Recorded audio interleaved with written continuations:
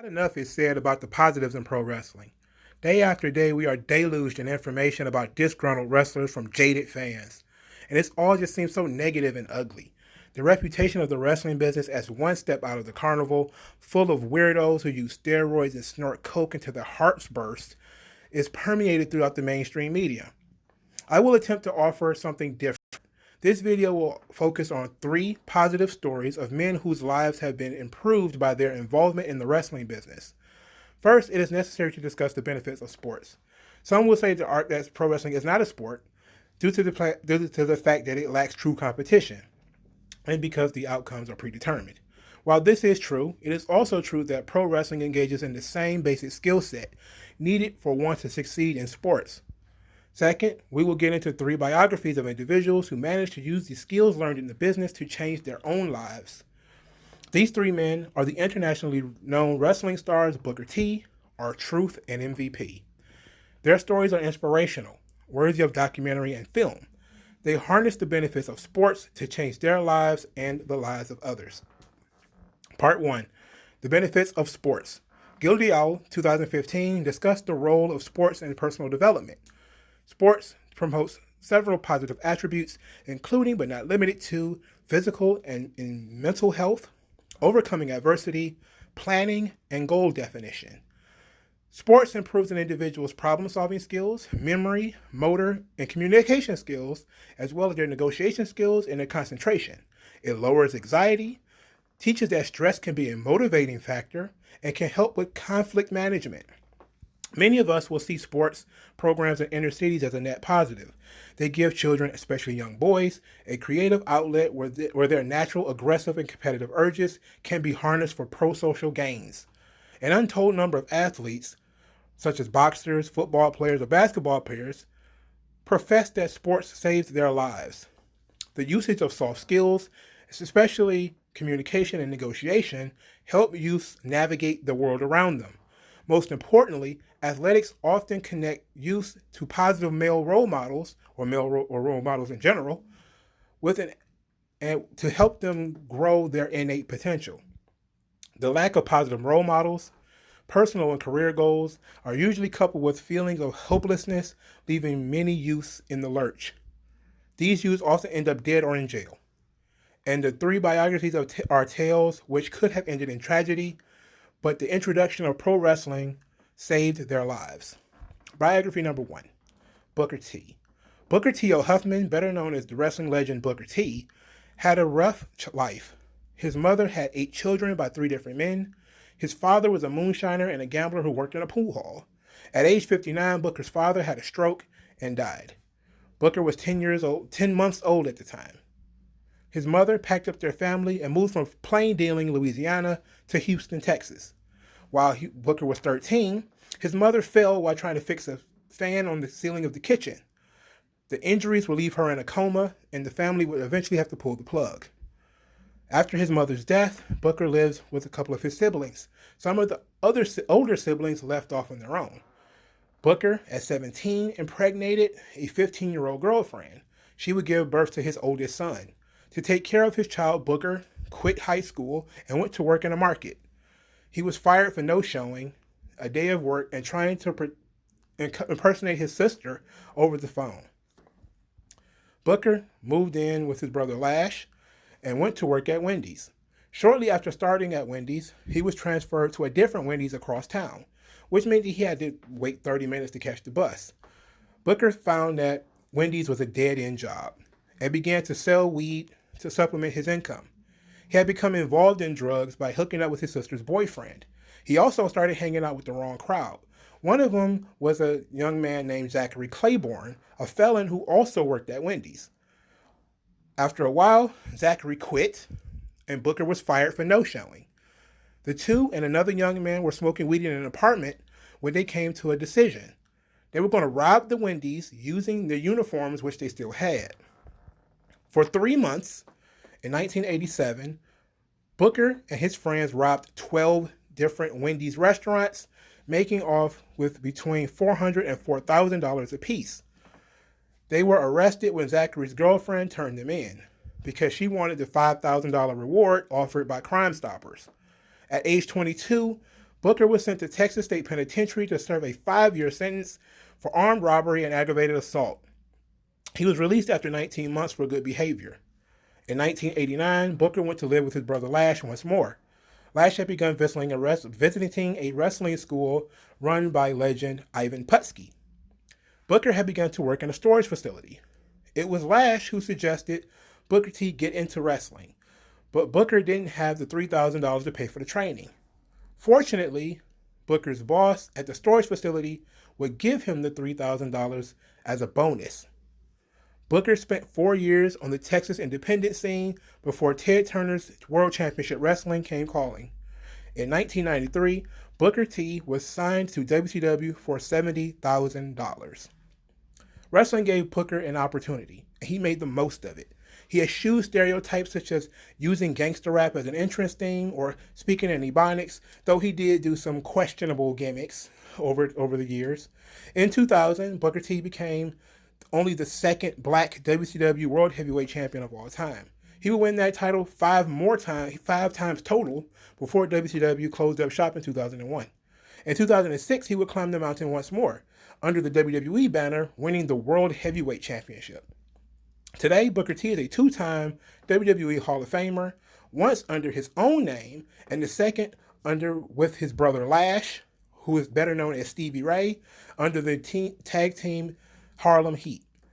Booker T owns a wrestling academy, has a podcast, and still makes regular appearances on WWE programming. Biography number 2, R-Truth. Ronnie Killings was an athlete with dreams of becoming a rap star. Despite having several scholarship opportunities following high school, Ronnie decided to move towards a career as a rapper.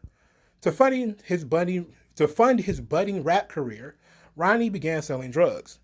He was making $2,000 a week and had the opportunity to rub elbows with such rap luminaries as Tupac Shakur, Eazy-E, Eric Wright, and Kid from Kid and Play. The street life led Ronnie to several stints in jail for various charges, gun possession, drug dealing, etc., where he spent 13 months in jail. While he was locked up, Ronnie's family, his high school coach, and the police staged an intervention in an attempt to save his life. Upon release, Ronnie moved to a halfway house. In the halfway house is where he met Jack Crockett. Jack Crockett is the son of Jim Crockett Sr. Jim Crockett Sr. was a Carolina-based wrestling promoter who had long since passed. Jim Crockett Jr. had inherited the territory, run it for a while, and then sold it to Ted Turner. In any way, the Crockett's were connected in the wrestling business. Jack saw potential in Ronnie, his history in athletics, his size and personality, and offered to introduce him into wrestling. Ronnie declined. He wanted to be a rapper. Once free, Ronnie returned to the streets. He was arrested several more times for gun and drug possession. While he was locked up, R-Truth, or Ronnie, had reached the end of his rope. He got down on his knees and he prayed for a way out. And that is when he remembered Jack Crockett. He called Jack and told Jack that he had changed his mind and that he wanted to get into the wrestling business. Ronnie Killings worked at NWA Wildside for a short time before sending tapes to WWE. He was hired 2 weeks later, and they sent him to a developmental system in 1999. In 2002, Ronnie Killings, wrestling under the name Ron the Truth Killings, won the NWA World Heavyweight Championship for the first time. He is arguably the first black NWA World Heavyweight Champion of all time. A wink and a nod to Bobo Brazil, who might be the first. It's unrecognized, but that's neither here nor there. He will win that championship twice. Today, Ronnie Killings wrestles on the Raw brand as the fun-loving comedic R-Truth, where he is a former 2-time United States champion. Killings still makes music out of the studio that he built into his home with his earnings that he made from wrestling. Despite his background, Killings refuses to glorify the streets or drugs in his rhymes, as he hopes to be an inspiration to others. Ronnie achieved 2 dreams and wrestling made it possible. Biography number 3, MVP. Alvin Burke Jr. grew up in the town of Opelika, Florida, in what he would call the armpit of Miami. His father was a police officer, but his parents split during his formative years. His mother did the best she could. When Alvin got jumped and bullied in middle school, his mother had him placed in a new school. At just 12 years old, Burke began running around with the local graffiti crew, the King's Only Posse. Over time, the posse would become a street gang and engaged in stealing cars, fighting, drug dealing, and robberies. This criminal behavior led him to spend 6 months in a Crossroads Wilderness Institute, a juvenile program. When freed, Burke had reformed himself, and that was until a friend was gunned down by a rival gang member. Distraught, no longer caring about anything, including himself, Burke went back into the streets. At age 16, Burke made a decision that would change his life forever. He and 2 friends decided to board the cruise ship Discovery, concealing weapons and ski masks. The 3 robbed the passengers and the ship's casino, making off with $81,470. Following the score, Burke skipped off to California. His cohort stayed in Florida and got arrested. Later, they would rat him out. Burke's mother's home was searched by SWAT, and Alvin Sr. had to contact his son over the phone to talk him into surrendering. Burke came back to Florida, pled guilty to 10 counts of armed robbery and kidnapping. He was sentenced to 18 years with 3 years mandatory. While incarcerated, Burke joined the Nation of Islam and would change his name formally to Hassan Hamid Assad. The last 4 or 5 months of his sentence, Assad spent time doing work release by day and befriending corrections officer Daryl Davis at night. Davis often moonlighted as an independent professional wrestler, competing under the name Primetime Daryl D. Daryl would talk about wrestling, bring tapes and title belts for him to check out. In 1999, after 9.5 years of incarceration, Assad was released. He went to work as a security guard and also worked as a bodyguard at South Beach clubs while Davis trained him in professional wrestling. After spending several years training and working on the independents, Assad was signed to WWE in 2006. In WWE, Assad wrestled as MVP and became the longest reigning United States champion in SmackDown history. Later, in 2011, he would become the first ever New Japan Pro Wrestling Intercontinental Champion. He formally retired in 2018, but he has since returned to the ring. In January 2020, Assad returned to WWE during the 2020 Royal Rumble, and then for a short time was a backstage agent.